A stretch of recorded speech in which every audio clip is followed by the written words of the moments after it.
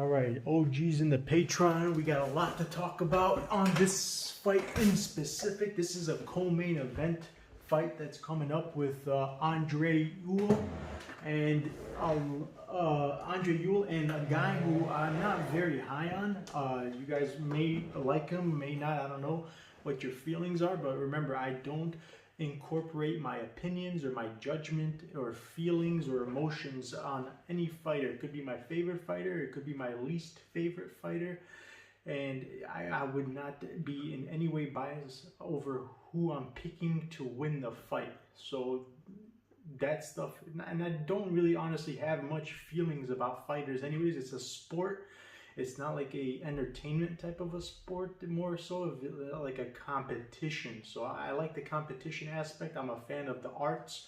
I'm a fan of the techniques, not the people. So that's why it's never really been a problem for me anyway. But anyway, to get back on the point here is I don't like neither one of them more or less than the other one. So I'm not saying this in any way biased, but you guys are all being, this is the Joaquin Buckley of the card. This is the one that they're going to pull the wool over your eyes. And I told you in the most recent segments that sometimes it's the guys who are the bigger favorites, the ones that are tricky, like they look like they're very safe parlay pieces. How many times have you guys been burned by the minus 400s, the 500s? So this is one of those cases where I can see, like, honestly, if I was just studying tape, let's say I had to I'm a Sean Shelby, I'm the matchmaker, and I had to find an opponent that's going to cause problems. And this is what they've been doing. I'm noticing a trend. Even Dusko said it, and his opponent Soriano and Maverick, everybody who I've talked to and anybody who I've listened to their interviews has said that the UFC is trying to match. It's I think it's a new, like when they get an idea, they kind of go full force with it. So I think whoever was in the meeting must have brought up an idea of how to make their business more entertaining, and somebody came up with the idea of, look, let's start matching people up who have problems with their opponent's technique or style, that causes them problems. So it makes for a fun fight. So I'm starting to notice a trend, because this is not a 1 or 2 or 3. This is almost on all of these fights that are coming up. I'm noticing that these fighters are fighting against their kryptonite. The people who are a guy who's a bad 5-rounder is fighting against the guy who's the best 5-rounder. A guy who's the short, slow starter is fighting against the guy who's a fast starter. So they're like, every way possible they're putting together. And this is a perfect case. Look, if I'm studying Cody Stamann, my first two thoughts were, this is a guy who, if he ever fought against somebody who had a mean uppercut, like a Mike Davis. Let's, for example, the guy who just went up against Mason Jones. If you put Mike Davis up against Stamann, if they're in the same weight and whatever class, the fight would be over in 1 or 2 rounds. Because the style, the technique, this guy's got a mean. Andre Ewell, if you were playing him in a video game and you kept pressing the button that's the most common one that he would go to, his weapon is an uppercut. The guy's in love with his uppercut. He throws it every chance he gets. He throws it more than anybody I know. The one area that he's the most vulnerable at, that if you were to try to select a shot, it would be the most likely one to land against Stamann, and the way he throws his punches and the way he's bad at his head movement and defending, he's the most vulnerable to an uppercut. So I don't think it's a coincidence that the one area that a guy does the most choice, his biggest choice go-to weapon, happens to be the other guy's most biggest what's the word, the area that he struggles with the most is defending from an uppercut. He's so easy, the way he throws his punch. He doesn't cover up right, he doesn't block right, he puts his head down and he throws very loopy punches, and he puts his head down. He puts his head down and throws loopy punches. All you got to do is connect with an uppercut. It's going to land every single time. So putting these two guys together, and one of them's a pretty big sized favorite, and this is a guy who, one thing I noticed, another thing about why I would be uncomfortable putting money on him, and this is why he's gone to a lot of split decisions with the way judging is. This is a guy who, out of 19 victories, more than half of them are by decisions and close decisions. So 11 of his victories are decision victories. And so and this is why he's been selective. If you notice, there's been a trend. Cody Stamann in the past, he had a fight against Rob Font. For some odd reasons, he had to pull out of the fight. Okay, let's just chalk it up to whatever. Now, Rob Font is very similar to a style of fighter of a Mike Davis or a Andre Ewell. So, okay, he dropped out of the fight. Then he gets another fight with, who was it? Marab, I think, which is another nightmare's different style matchup because he's a strong wrestler. He pulls out of his Marab fight. Who else did he have a fight with? Barcelos. He had a scheduled matchup against Ronnie Barcelos, and they didn't even give a good reason. It reminded me of like Oliveira versus Benil Darush. We'll talk about. He's going to be fighting. He literally gave no reasons, undisclosed. They never came out with it later on. Same thing happened again with this guy.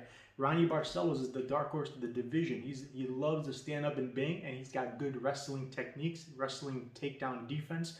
Literally the worst nightmare matchup for a guy who's had trouble against wrestling, guys who have good wrestling, who can defend from the... If you can defend from the takedown and keep it on the feet, Stamann's going to lose. He's either going to get knocked out or lose, but he's got such a great power advantage usually over his opponents because, like I say, he's a cherry picker.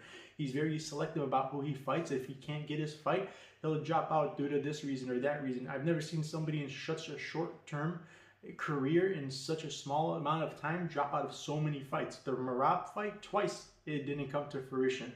The Ronnie Barcelos, for undisclosed reasons, didn't come to fruition. Then the Rob Font fight, injuries or some weird thing but he had scheduled a fight and they never remade it again. So it doesn't make sense. Usually if it's an injury, they reschedule it and you guys go back about it. But so anyway, and so other reasons as well. He makes the fights closer because he tries to pick. I get like when somebody picks position over submission, I'm okay with that, right? But they usually put themselves in a position where they can start to accumulate and rack up points. But when he picks the position over submission, he puts neither of them in a position where they can score points, and the referee ends up having to stand them back up or split them back into the middle. So that happens a lot in his fights. You'll notice that the referee has to pull them apart and reset them. And every time it gets reset and you have a frustrated opponent who's been tied up and held down for too long, feeling like he's gonna lose, their first reaction is, I'm gonna knock this guy's head out. How many times have we seen that happen? What happened with the Ed Herman fight that we're gonna talk about with this fight, with the fights later on with Slow Mike Rodriguez, which I want to talk about later too. So these are private segments, individualized. If you're in the Patreon, you're going to be seeing these separate folders, but I'm doing something new, okay? For the Patreon, you guys get the full breakdown, the full card lineup, all from the first fight in the prelims to the last. Each fight has their separate folder with separate breakdowns like this for statistics, my opinions, my breakdowns, all the good works. The main event and co-main event are going to be the only ones that I release to the people. Now the main event, I released it for YouTube. The main and the co-main event are going to be for the lower tiers, along with one prelim fight. And then the other 10 or 11 fights are for the guys who are in the gold and the ultimate tier. So if you're a subscriber for my channel, you get the main event. If you're in my Patreon but on the lowest tier, you get the main event, the co-main event, and the other perks that come with that tier, of course, that I don't want to get into right now. You can just look at the Patreon and it'll tell you all the different stuff you get there as well. And then obviously the last two greater tiers, or three greater tiers, will get the full breakdowns, with the exception of the 50. I forgot there's an in-between tier. That one gets the full main card without the prelims. So there's 4 different tiers you can consider it for the breakdowns. There's the YouTube channel subscribers, there's the $10 subscribers, the $50, and then the ultimate and gold, which gets the whole shebang. So that's just to explain. So this will be the last time I disclose. This will be the last time I post a breakdown video on YouTube, and it'll be so I can explain the rules of how it works, so everybody from here on it knows what to expect and where to find it and how to find it. And if you're not able to see it, you'll know why. It's probably because you're not in the right tier or subscription. Okay, so back on track. This guy, he's a cherry picker, as I was trying to mention to you. He pulls out of his fights. He picks, and that's an alarming thing. That concerns me, because that, you know what that does, and it shows in his fights. He is very unconfident of himself when he's on the stand, when he's on the feet, when he's in exchanges on the feet. It's very easy to see. He's very uncomfortable and unsure of himself on the feet. That's the reason he puts his head down. He closes his eyes and he swings and hope. He's scared of getting hit, and that's very apparent and transparent. And his opponents will pick up on it. It's a very bad thing to have in a fight. It's the thing that makes Jordan Wright ball up and then get hurt. It's the thing that made Malcolm Gordon ball up and get play dead so he doesn't get hurt.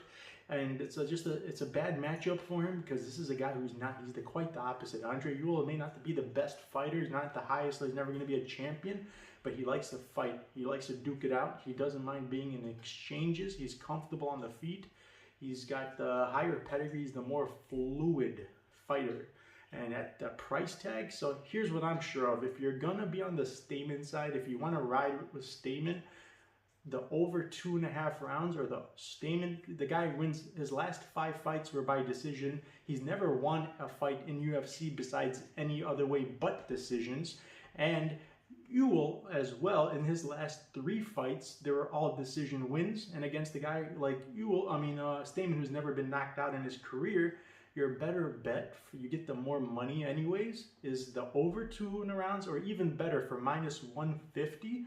You get the Stamann by decision prop, because he's not going to knock Ewell out. Ewell's got a 10-inch reach advantage, 9.5 or 10-inch reach advantage over this guy. He's fought in catch weight against guys at 140. He's fought at 140. He's a big guy. He's durable. He's not very chinny. He usually even loses by decision as well. So let's pull up if I have their record here.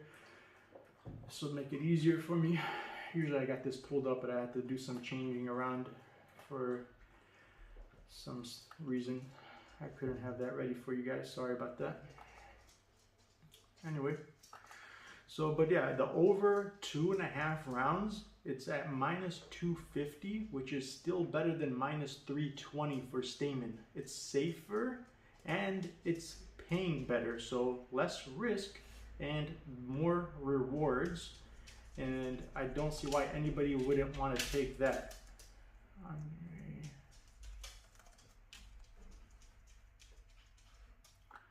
Yeah, so that's the best bet. And if you're really confident in Stamann, you think he'll do, because remember, these guys, they dish out like Ewell in his fights, he averages on a full, remember, because it's going to go to decisions, right? And even when he does choose to dominate and hold his opponents down, it's not in a way where he's racking up points. And with the new judging system, the way the judges, if you're not doing it, and there's been a lot, look at the Jacob, what was that, Malkoun fight? Look at Malkoun against Farad, what was his name? That guy, everybody thought Malkoun had won, but I knew from the way the judging system had worked that my underdog pick, I went for the underdog and he won. And look at the underdog that we picked in the Dana White Contender Series card. I even told you before, if you look at my Dana White Contender Series predictions, I said that Souza is going to win from off of his back, because he was in 90% of the fight from all 3 rounds. It was a total of 90%, 80-something% of the fight, entire duration of the 5-round or 3-round, whatever it was. He spent 80-something% of it off of his back and still won a unanimous decision. So the judging is not going to be in the favor of Stamann, so be careful. This is the one that's going to catch people by surprise. This is the parlay ruiner. So I'm giving you a heads up. If you want to still stick with the Stamann and you want to be that guy who's in my comment section, if you want to read him today, he was telling me that I shouldn't have gone with I should have listened to you about Chandler. I should have listened to you about Mike Davis and Mason Jones, because Mason Jones was undefeated, double champion, and organization where like the Connors came out of and stuff. So I told him, like, dude, I get he's a good fighter, but this is a bad matchup because Mike Davis is going to be the better boxer. He's still durable, more advanced. So I do a lot of research, dude. So I just want you guys to trust in me. That I'm not giving you, I'm not chasing. I don't pick my picks because of value or because I don't like somebody else. This is just cold hard facts. If I'm wrong, I'm wrong. It's not for the wrong reason. So I'm never gonna be 100% right. I'm gonna be pretty close to it. But the point is, we're always gonna pick the smarter plays. That's the only thing I can guarantee you and tell you I can do for sure is give you the smarter plays. At minus 300, a guy who goes to the decision cards against the guy who's in love with the uppercuts, that's his main go-to weapon, and a guy who's subject to getting eating uppercuts easier than anything else. If you threw 5 times you throw a jab, 5 times you throw a hook, and 5 times you throw an uppercut against Stamann only, let's just speak about Stamann, 4 or 5 out of 5 times that uppercut will land. 2 or 3 times the jab, 1 or 2 times the hook. So the one that would get this, I studied this. This is my fighting brain, my trainer and fighter that picks it up. It was the first thing I picked up about Stamann and studying his fights. So you can do it yourself. Look, when he's engaging in strike, he's just been lucky enough to never fight against a guy who's comfortable or used to throwing an uppercut. An uppercut is like a very rare tool. Not many use it. Mike Davis uses it a lot. So if you have the right fight, so I'm telling you, with this new system, the UFC marketing machine is trying to give you guys better fights that make them more popular. They're looking back like, hey man, what happened? How did that month that we had the most ratings or we had the most attention? What happened? Oh, we had the Joaquin Buckley kick, or we had this something exciting happen. Okay, well, how do we what's it called? That, you know, have the same results and replicate that. So then that's what they do, man. They try to they get ideas. People in meetings all day long looking to find ways to do this kind of stuff, so to make their company better. So the nerds have come to a conclusion. It's going to be to start styling people up against each other that are bad matchups. And who was another example I can think of? I think most recently they said they brought 2 people together. Besides the Dusko fight, it was another fight. I don't remember, man. But there's a lot of them. You'll start to notice there's a trend. Take my word on it. I study tape all day long, and I've picked up on it. So the prop bet is your best bet over here. So thank you for this is the private segment only. I'll release it. Then if you wanted the other private segments, you're going to have to join the Patreon and make sure you're on the right tier. If you're looking for only the main card, that's the $50 tier. If you're looking for the full card, that's the $100 and the ultimate package. So there's a description in the link for anybody who needs details. You can ask it in the comment section, or you can just browse through the website. The link is in the descriptions. So show me some love, hit the like, hit the subscribe, the notifications. I'm doing this full time now, guys. Remember, we went through a hurdle. I made mention of it in my episode, my last episode, that we hit a milestone. I have 100 patrons, so I'm doing this full time now as promised.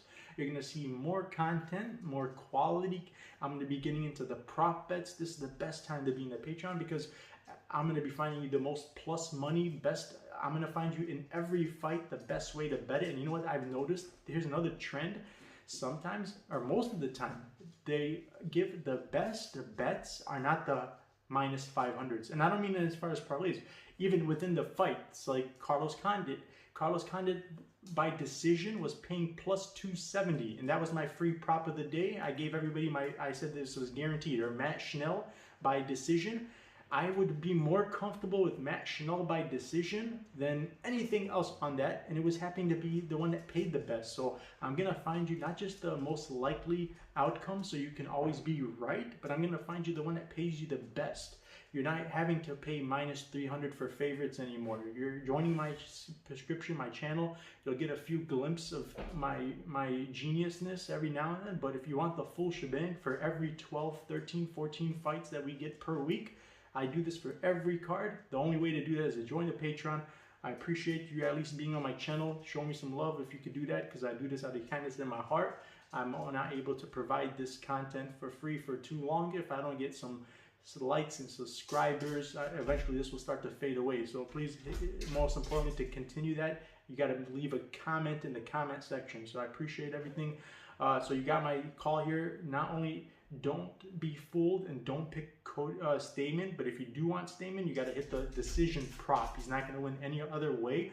But at minus 300, 3-1 favorite with the guy who's going to be using uppercuts way more often than anybody has ever fought, this is a bad style matchup. So you don't want that 3-1 price tag for a guy who could get hurt really bad and have to keep getting separated and come close to either getting knocked out or get hurt. And the judges, they score by damage. The damage counts. The damage is gonna count way more than the control time and all that other stuff. So the damage plays a lot of. You look at the Guram, the Gamrot fight, the Guram versus Gamrot. Or what else was it? The Arlovsky versus Tanner Boser fight. The scorecards and the old scoring system. It looked like Boser would have won, or Bobby Green would have won, or Gamrot would have won, but Guram won because of the damage. Those kicks were landing with some heat, right? So if we have, and the same thing with Arlovsky. Boser was doing that tip tap, just touching him, but not doing any damage. And or look at that one I was telling you with the Faraz, the prospect with Jacob guy, Malcolm, whatever. He had controlled him, thought it was enough to just hold him down and not do anything. He lost the fight, and everybody screamed robbery. It wasn't a robbery. You weren't fighting. You were avoiding. What you were doing is avoiding the fight by trying. That's what Stamann does. He does everything he can to avoid getting into. It's like he fights to not fight. I don't like that. I don't like that style. I'm not comfortable at 3-1. So it's dog or pass.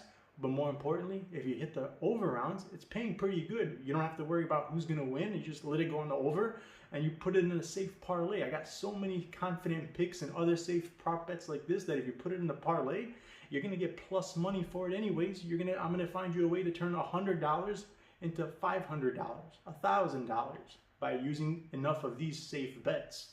Two guys that are for sure going to go to this decision scorecard. So why you don't have to depend on the judges to do the right thing, and especially with a guy like Ewell, I've learned that this is a guy who's still adding things to his game. Just recently, he's gone from being an orthodox stance to a switch stance fighter, like a Rafael Fizil. He starts these fights similar to him in a sense. You'll see him in orthodox, then you'll see him in southpaw. He goes back and forth now. That's a new thing he's added to his system. So I don't even know if these guys have picked up on that. Even UFC's website doesn't have that on their. They still have him. So if they're doing research on him, they don't even know how to prepare for this guy yet. So a lot of unknowns. You want to be careful. This is that fight that's going to fool everybody. It's going to ruin their parlays. Be careful. You heard it from the Fighting Guru. Hit the like, hit the subscribe. Join the Patreon if you want to make real money. And I'll be back for the next segment soon.